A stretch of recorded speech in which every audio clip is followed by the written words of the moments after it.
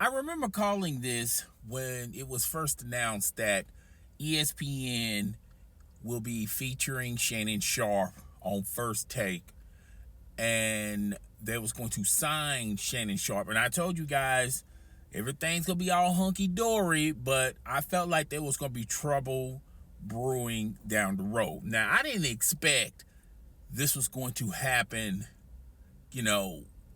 less than a year. I felt like after a year or so, after the Pat McAfee deal goes through and Pat McAfee gets his shine, Shannon Sharpe gets his shine, that's troubled waters for one Stephen A. Smith, who doesn't have that many years on his contract, and he's talking about renegotiating with ESPN, and he wants the similar type deal Pat McAfee has already gotten and received.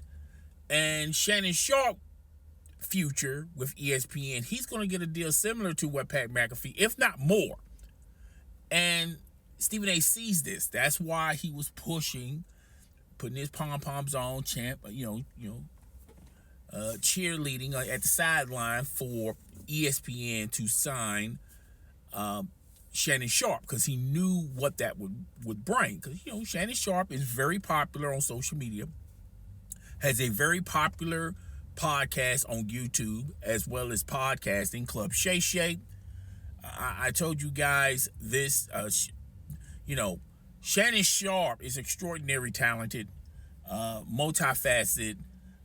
There's a reason why he's, so successful and so popular. But, a lot of people skip past all the accolades and flowers I give to Shannon Sharpe, and then they immediately get to what my gripes with Shannon Sharpe. Shannon Sharpe is extremely difficult to work with when he gets that attention, he gets that success and that popularity so fast, he starts to begin to read his own narratives about him, about he's the star, he's the superstar, and everyone else is just along for the ride. And that's why Shannon Sharpe had a problem with CBS Sports, not to mention the fact that, as well as the situation with a female over there at CBS Sports, and that's why he got outed there.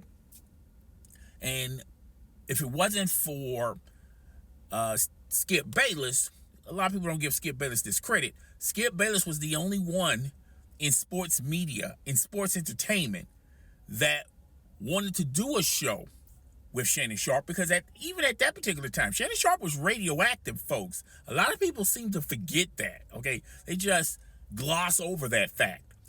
But Skip Bayless saw the potential in Shannon Sharpe, and he knew that Shannon Sharpe was going to be a lightning rod. He was going to be explosive. He's going to be popular, successful. I don't think Skip Bayless... I think Skip Bayless underestimated how popular and how fast, popular he was going to be, Shannon Sharpe. And here's another thing a lot of people don't give flowers to Shannon Sharpe. Shannon Sharpe is the only media personality that figured it out, okay? Shannon Sharpe, didn't, figure it out, even before when he signed with Fox Sports 1, that, hey, I can get this same type of shine, this same type of energy, this same type of popularity without a big mogul machine such as Fox Sports 1 and ESPN, pushing me. I can push myself. So Shannon Sharpe saw the writing on the wall, and that led to a lot of media personalities to start creating these podcasts instead of letting them be sponsored by Fox Sports 1 and ESPN. Marcellus Wiley, Stephen A. Smith, but even Skip Bayless. But I felt like these guys got onto the plateau a little bit late. And now they're heavily depending on the engine, the machine of ESPN and Fox Sports 1 or whatever. I think Marcellus Wiley, I don't think there's no suitors for Marcellus Wiley as far as going back to FS1 or ESPN. If he do go back there, it's going to be at a reduced role. All right, he's not going to be making the money that he was generating when he was at ESPN, Fox Sports 1, but that's neither here nor there. I told you guys, you can go check out that video. I said it's going to be great in the beginning. and everybody's going to get hyped up, and everybody's going to get ultra excited about it, and everyone's going to immediately, throw arrows at Skip Bayless. I feel like some of the arrows are justifiably so. I think Skip Bayless earned those arrows, but there's a lot of arrows, people, and everybody's going to ride the train of Shannon Sharpe. And I told you guys it wouldn't be long until Shannon Sharpe gets his way into the ESPN studios, start, undermining Stephen A. Smith, getting relationships established with the people that work in the studio, behind the scenes, the camera, the bosses, even Molly, get them all on his side like he did with Skip Bayless over there at Fox Sports 1. But Skip Bayless saw it a little bit late, but he did see it. And Stephen A. Smith is just now seeing what potentially could happen. And I've said this in a video, do not be surprised if ESPN just go along with Pat McAfee and Shannon Sharpe, rip his contract up and give him even a bigger contract, give him even his own show or First Take on a silver platter, and they say exit stage left to Stephen A. Smith. I think Stephen A. Smith is old media. Skip Bayless is old media. Marcellus Wiley got off the old media train. He saw it coming in. I just think these personalities in old media that comes from print media, the Jason Whitlocks and things of that nature, that's a thing of a past. Now, these, when you talk about these sports empires such as ESPN and Fox Sports 1, they want personalities that are already popular, already have their following, already successful. They don't want to cultivate these things, these people. They don't want to grab them from print media. They don't want to grab them from traditional media. And if you look at Shannon Sharpe, his media career is more popular. He was more popular as a media personality, as a football star. A lot of people don't even talk about that either. But that's neither here nor there. I told you guys, I saw the writing on the wall. A lot of people didn't want to see it. Okay, cool beans. So now there's several published reports as well as content creators on social media, most notably YouTube, that is suggesting that it seems like it seems like Stephen A. Smith is feeling a little jelly over Shannon Sharpe's recent success. Shannon Sharpe landed a one-on-one interview with Cat Williams, and he's been doing this. I just think people recently discovered Shannon Sharpe, doing one-on-one interviews, which, by the way, he's a great interviewer one-on-one. I think that don't be the focus when he's on television or when he's doing nightcap, but when he's one-on-one, he's phenomenal. He's the best in the business doing that because he allows the person to be comfortable enough to say what they want to say. He don't try to dictate the interview. He doesn't, try to push them in a narrative and things like that. He just let them rock. And that's what makes Shannon Sharpe so good at that. And I feel like that's a talent nobody don't appreciate from Shannon Sharpe. Everyone appreciate the accolades of him being a jokester, for him saying funny things, for his life stories and things of that nature, the character Onk. But a lot of people don't really give him his flowers as a one-on-one interview. But that's neither here nor there. We're going to continue with the video.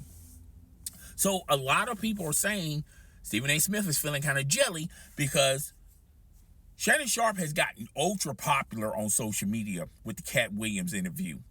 And he's starting to land these personalities. Now he had Monique, and that's drawing numbers. Country Wayne, that's drawing numbers.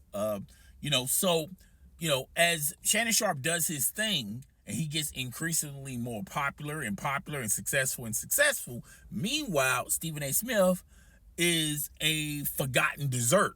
It seems like people seem to forget about Stephen A. Smith. Now Stephen A. I don't know if a lot of people know this or not, but Stephen A. Smith has his own YouTube channel. When he first got into YouTube, late, and he was copying and pasting things that worked on the TV side of things. Undisputed with the No Mercy theme song, he named his show on YouTube No Mercy. spelled it a little differently, but you can obviously tell he's taking something from Skip Bayless's Undisputed. Okay, he had a team doing that. That wasn't doing the numbers he wanted to do. He fired that team, and now he's calling it the Stephen A. Smith Show. I mean, that's very creative. I mean, yeah, that works. You had a Stephen A. Smith Show late night, and that struggled, and that bombed. So now your show is called the Stephen A. Smith Show. It's doing numbers, but it's not doing Shannon Sharpe numbers. Okay? And Shannon Sharpe continues to get these high-profile personalities, and Stephen A. Smith has to go into his Rolodex of people that he has done interviews with. Now, the problem with Stephen A. Smith and Shannon Sharpe learned this real fast, real quick, real early. When Shannon Sharpe is doing an interview, even before Club Shay Shay, he never attacked the personalities that he did interviews with or sit-downs with. Okay, he established relationships with these people. Meanwhile, Stephen A. Smith, when he got into the business, he was kissing tails and kissing asses to a lot of NBA players, and a lot of NBA players gravitated to him. Allen Iverson, LeBron James, Dwayne Wade, just to name a few. Now those personalities have turned their backs on Stephen A. Smith because Stephen A. Smith would talk so much crap about them on First Take, when Skip Bayless was there, and when Skip Bayless was gone, he was still continuing to talk crap because he thought that was the only way to get his name popping by down talk. That's why him and LeBron James' relationship is fragile. There's no relationship with him and LeBron James. All right, so you look at Stephen A. Smith, and he's in a pickle because he's not likable enough on social media where everyone gravitates to him. He's not a personality that people wants to sit down and do an interview with. He's always interviewing his family members or people that he, ran across through his work at ESPN. All right. But he's never going to land the Moniques. He's never going to land the Cat Williams. I feel like Barack Obama will be on Club Shay Shay before he makes an appearance on Stephen A. Smith's show. The only way Barack Obama is going to be on Stephen A. Smith's show is a picture. Okay? Stephen A. Smith gotten the ball running as a content creator too late. Meanwhile, Shannon Sharpe is the best thing smoking. It's got even Steven Jackson in an uproar because of all the popularity of Shannon Sharpe and what he's doing, and he's getting the numbers. And don't get it twisted and don't get it confused. Don't think that ESPN is not seeing this and they're saying to themselves, we may have a Pat McAfee in the making. If we just, play our cards right, we can get this, we can sign him just like we did Pat McAfee. Now, Pat McAfee, the hype of Pat McAfee has cooled off a little bit. He's not getting the numbers he used to get, okay? Now they are doing, they're doing shows with Pat McAfee, Stephen A. Smith, and Shannon Sharpe, okay, to try to bolster the ratings for the Pat McAfee show. And to be perfectly honest with you guys, if they rather just let Shannon Sharpe do it, because Stephen A. Smith don't bring nothing to the table. And I hate to piggyback to what I said. Stephen A. Smith is not a highly demand personality that people want to sit down and talk to. He's not likable on social media. He doesn't have a huge following on social media. Now, I know there's going to be Stephen A. Smith fans that are going to disagree with what I said, but if you compare him to a Shannon Sharpe, they're like years apart, okay? And in this line of business, and particularly in today's era, you have to be likable to get these type of interviews, all right? Now, there's a special case for every personality. I feel like Joe Budden doesn't have to be friendly to get an interview with Nicki Minaj. I feel like it's a relationship that he has with Nicki Minaj. I feel like a lot of rappers and musicians respect Joe Budden and his opinion. They may disagree with him, but they still respect him. So Joe Budden is going to continue to get those types of interviews, all right? But when you talk about Stephen A. Smith, he's not that guy. He's never been that guy. And ESPN is looking at this like, okay, he's out on his own. He's not really making a splash on social media, particularly on YouTube. He's not even the king of YouTube, all right? When you talk about ESPN itself, the only way Stephen A. Smith get the numbers and triple the ratings is when Shannon Sharpe's there, all right? So they're saying to themselves, wait a minute, why are we going to pay him this huge type of money? Because we really don't need him. And Stephen A. Smith needs ESPN more than ESPN needs Stephen A. Smith. I know Stephen A. Smith feel highly of himself. I think, I know Stephen A. Smith thinks that he's the best thing since sliced bread. But sometimes, man, you got to read the room. You got to check the temperature in the room. And I don't think Stephen A. Smith is that can demand that type of money. Now, if ESPN is owned by Disney, Disney could just throw the money out there because they have the money.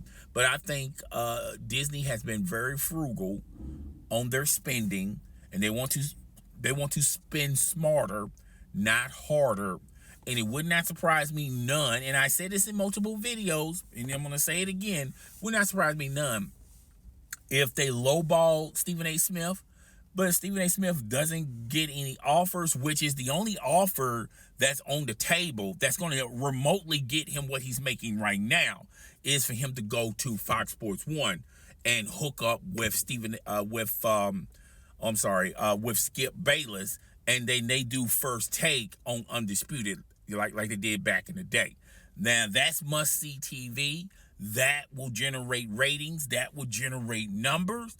I feel like the old fans of Skip Bayless and Stephen A. Smith will gravitate to that. I feel like sports fans are going to gravitate to that because they want to see what they're going to say. But that's the only way they can knock ESPN down a little bit if Stephen A. Smith goes back to Fox Sports 1.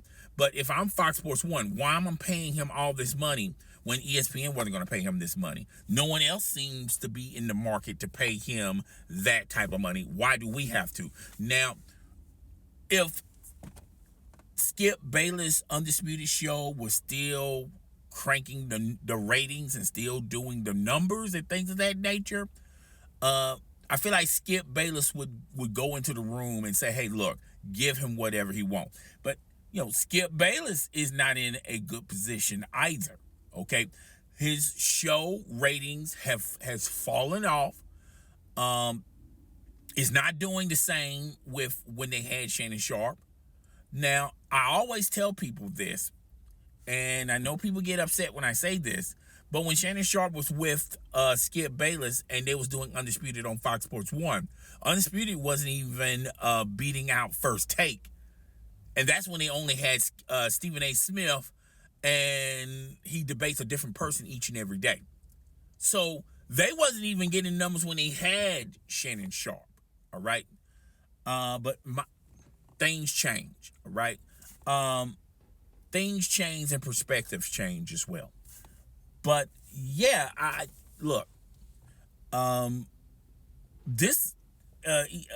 Stephen A. Smith is in a no-win situation. Damn if he do, damn if he don't. It would not surprise me none if he goes back to ESPN. He may not get the money that he wanted from ESPN, but sometimes somehow he's going to spend that and say, hey, look, they gave me this, and I'm pretty sure he's going to spin it to the way of, I'm a lifer, I don't want to go anywhere else, yada yada yada, yeah, okay, I got that, all right. But yeah, that's I don't see